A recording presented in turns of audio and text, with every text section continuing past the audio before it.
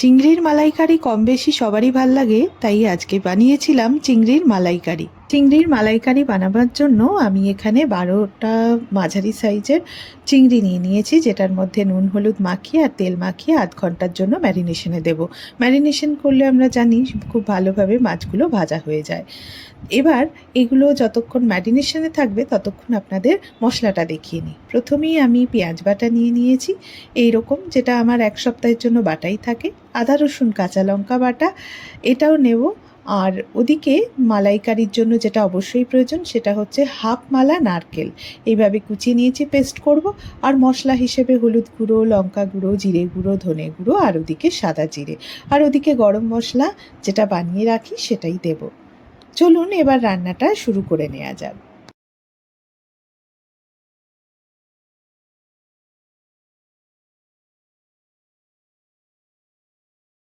এখানে দেখুন, হাফমালা নারকেলটা যেটা কুচি করে রেখেছিলাম সেটাকে মিক্সিতে ভালো করে পেস্ট করে নিলাম। মিক্সিতে ভালো করে পেস্ট করলে হবে কি, এর মধ্যে যে জুসটা থাকে সেই জুসটাও বেরোবে, আবার এদিকে ওই কোড়াটাও থাকবে।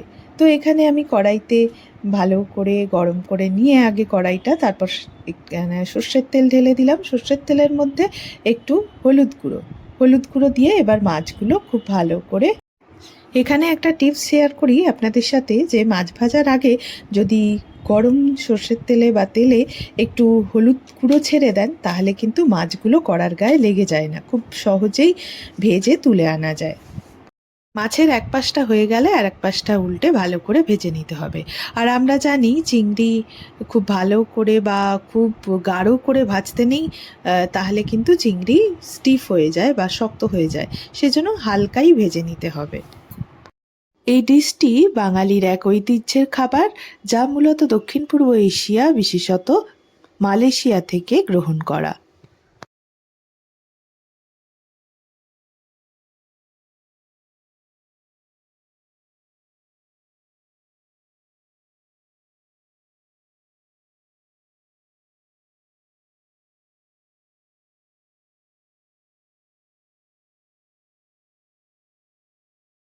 মাছগুলো ভাজা হয়ে গেলে তুলে নেব।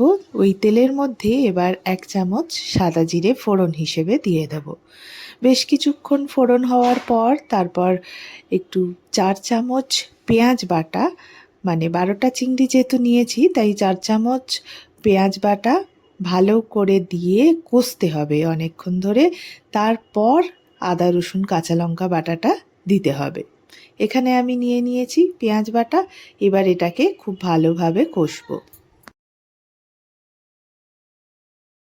পেঁয়াজের যেহেতু একটা স্ট্রং ফ্লেভার রয়েছে, সেটাকে মারার জন্যই এইভাবে কষে নেওয়া, যাতে ওই ফ্লেভারটা চলে যায়। যতক্ষণ পেঁয়াজটা কষবো খুব ভালো করে কষতে কষতে, তারপর ওই 1 চামচ আদা রসুন কাঁচা লঙ্কা বাটাটা এর মধ্যে দিয়ে আবারও ভালো করে কষতে হবে। এর মধ্যেই নুন চিনি পরিমাণ মতো দিতে হবে। আমি এখানে চিনি এই চামচে 2 চামচ দিলাম, আর নুন 1 চামচ মতো দেব। মশলা বেশ কিছুক্ষণ কষে নেওয়ার পর তার মধ্যে হলুদ গুঁড়ো, লঙ্কা গুঁড়ো, জিরে গুঁড়ো, ধনে গুঁড়ো সব পরিমাণ মতো দিয়ে দিতে হবে। এখানে আমি জিরে গুঁড়ো 1 চামচ আর ধনে গুঁড়ো 2 চামচ দেব।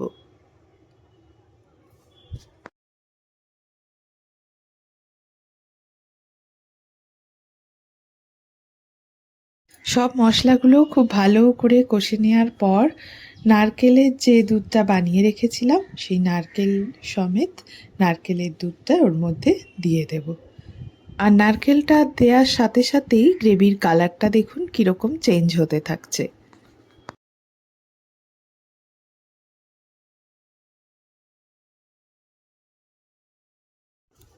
এর মধ্যে আমি কালারের জন্য একটু 1 চামচ কাশ্মীরি রেড চিলি দিয়ে দিলাম।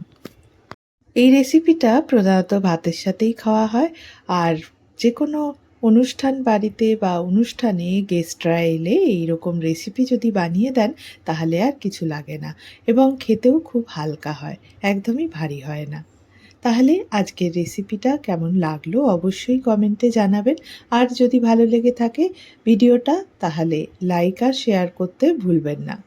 আর যারা নতুন আমার চ্যানেলে তারা সাবস্ক্রাইব করে রাখবেন চ্যানেলটিকে আরও নতুন নতুন ভিডিও দেখার জন্য। পাশে থাকা বেল আইকনটা কিন্তু অবশ্যই প্রেস করে রাখবেন, যাতে কোনো ভিডিও দিলে আপনাদের কাছে নোটিফিকেশন পৌঁছে যায়। আমি সবার শেষে একদম গরম মশলা দিয়ে দিলাম এর মধ্যে, দিয়ে সবার লাস্টে ভেজে রাখা চিংড়ি মাছগুলো দিয়ে দেব।